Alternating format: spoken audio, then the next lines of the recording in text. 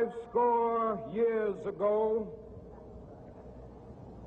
a great American in whose symbolic shadow we stand today signed the Emancipation Proclamation. This momentous decree came as a great beacon light of hope to millions of Negro slaves who had been seared in the flames of withering injustice. It came as a joyous daybreak to end the long night of their captivity. But 100 years later, the Negro still is not free. 100 years later, the life of the Negro is still sadly crippled by the manacles of segregation and the chains of discrimination. 100 years later, the Negro lives on a lonely island of poverty in the midst of a vast ocean of material prosperity. 100 years later,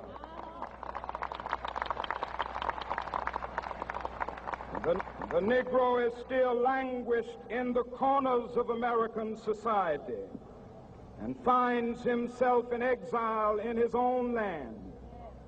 And so we've come here today to dramatize a shameful condition. In a sense, we've come to our nation's capital to cash a check. When the architects of our republic wrote the magnificent words of the Constitution and the Declaration of Independence, they were signing a promissory note to which every American was to fall heir.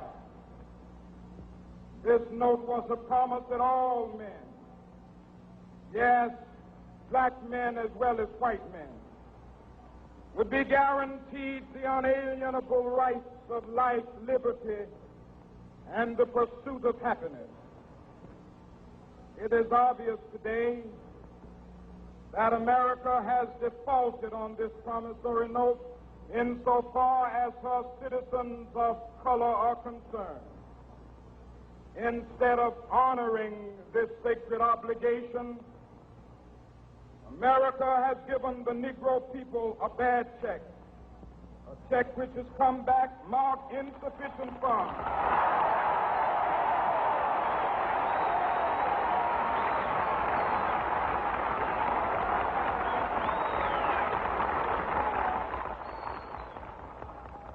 But we refuse to believe that the Bank of Justice is bankrupt.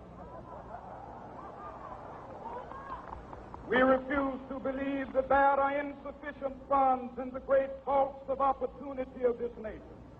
So we've come to cash this check, a check that will give us upon demand the riches of freedom and the security of justice.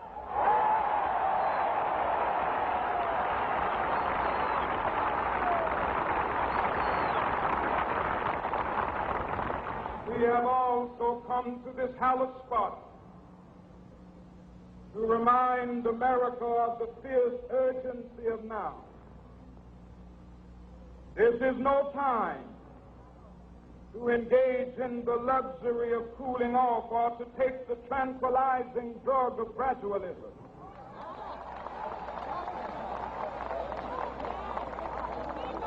Now is the time to make real the promises of democracy. Now is the time to rise from the dark and desolate valley of segregation to the sunlit path of racial justice. Now is the time to lift our nation from the quicksands of racial injustice to the solid rock of brotherhood. Now is the time to make justice a reality for all of God's children. It would be fatal for the nation to overlook the urgency of the moment. This sweltering summit of the Negro's legitimate discontent will not pass until that is an invigorating autumn of freedom and equality. 1963 is not an end, but a beginning. Those who hope that the Negro needed to blow off steam and will now be content will have a rude awakening if the nation returns to business as usual.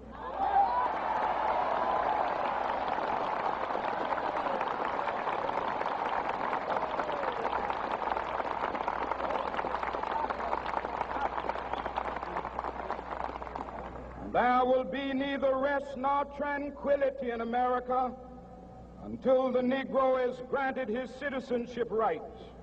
The whirlwinds of revolt will continue to shake the foundations of our nation until the bright day of justice emerges. But that is something that I must say to my people who stand on the one threshold which leads into the palace of justice. In the process of gaining our rightful place, we must not be guilty of wrongful deeds. Let us not seek to satisfy our thirst for freedom by drinking from the cup of bitterness and hatred.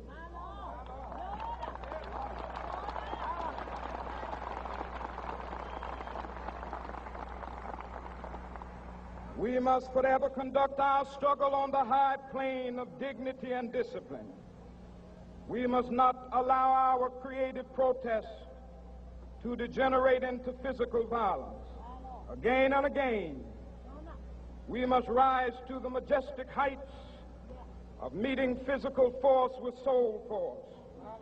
The marvelous new militancy which has engulfed the Negro community must not lead us to a distrust of all white people. For many of our white brothers, as evidenced by their presence here today, have come to realize that their destiny is tied up with our destiny.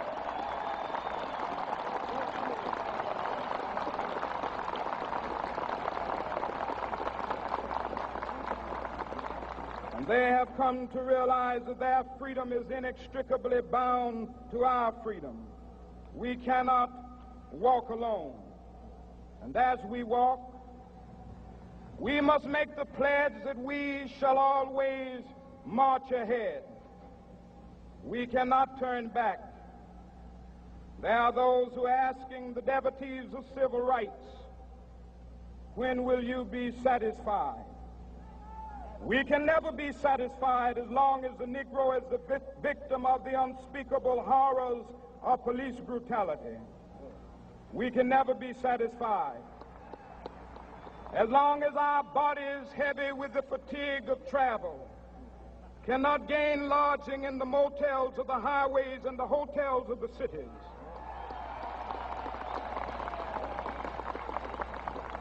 We cannot be satisfied as long as the Negro's basic mobility is from a smaller ghetto to a larger one. We can never be satisfied as long as our children are stripped of their selfhood and robbed of their dignity by signs stating for whites only.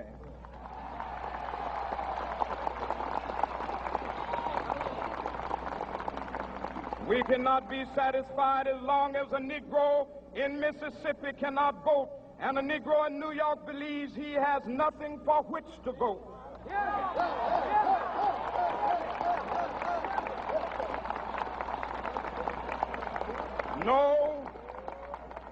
No, we are not satisfied, and we will not be satisfied until justice rolls down like waters and righteousness like a mighty stream.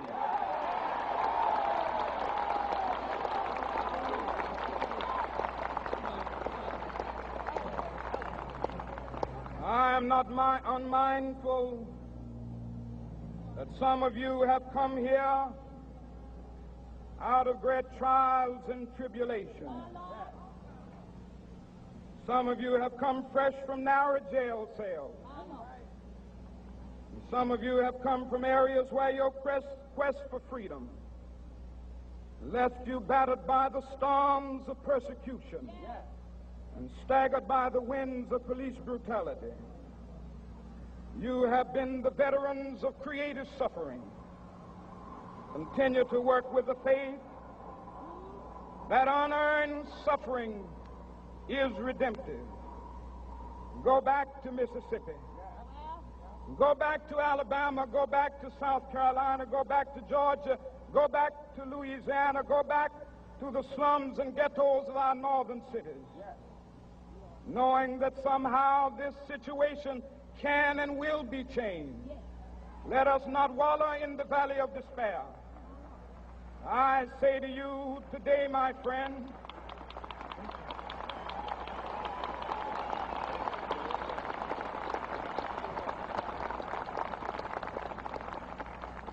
so even though we face the difficulties of today and tomorrow, I still have a dream.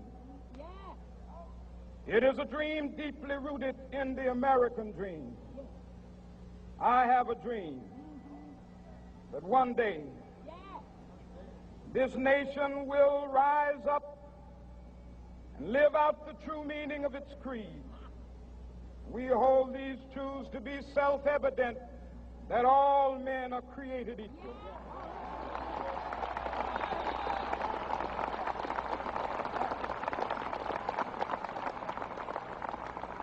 I have a dream that one day on the red hills of Georgia, the sons of former slaves and the sons of former slave owners will be able to sit down together at the table of brotherhood. I have a dream that one day, even the state of Mississippi, a state sweltering with the heat of injustice, sweltering with the heat of oppression, will be transformed into an oasis of freedom and justice. I have a dream that my 4 little children will one day live in a nation where they will not be judged by the color of their skin, but by the content of their character. I have a dream today.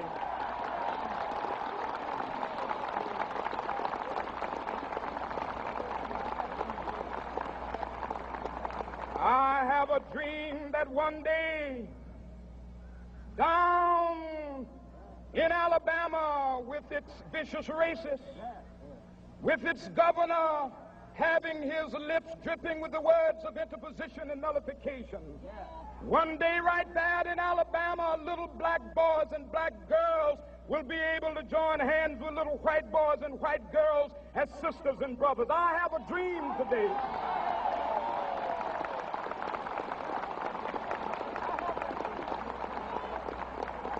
I have a dream that one day every valley shall be exalted, and every hill and mountain shall be made low. The rough places will be made plain, and the crooked places will be made straight, and the glory of the Lord shall be revealed, and all flesh shall see it together. This is our hope. This is a faith that I go back to the South with. With this faith, we will be able to hew out of the mountain of despair a stone of hope. With this faith, we will be able to transform the jangling discords of our nation into a beautiful symphony of brotherhood. With this faith, we will be able to work together, to pray together, to struggle together, to go to jail together, to stand up for freedom together, knowing that we will be free one day. This will be the day. This will be the day when all of God's children will be able to sing with new meaning, "My country, 'tis of thee. Sweet land of liberty, of thee I sing. Land where my fathers died, land of the pilgrim's pride. From every mountainside, let freedom ring. And if America is to be a great nation, this must become true. And so let freedom ring from the prodigious hilltops of New Hampshire. Let freedom ring from the mighty mountains of New York. Let freedom ring from the heightening Alleghenies of Pennsylvania. Let freedom ring from the snow-capped Rockies of Colorado. Let freedom ring from the curvaceous slopes of California. But not only that, let freedom ring from Stone Mountain of Georgia. Let freedom ring from Lookout Mountain of Tennessee. Let freedom ring from every hill and molehill of Mississippi, from every mountainside. Let freedom ring, and when this happens, and when we allow freedom ring, when we let it ring from every village and every hamlet, from every state and every city, we will be able to speed up that day when all of God's children, black men and white men, Jews and Gentiles, Protestants and Catholics, will be able to join hands and sing in the words of the old Negro spiritual, free at last, thank God Almighty, we are free at last.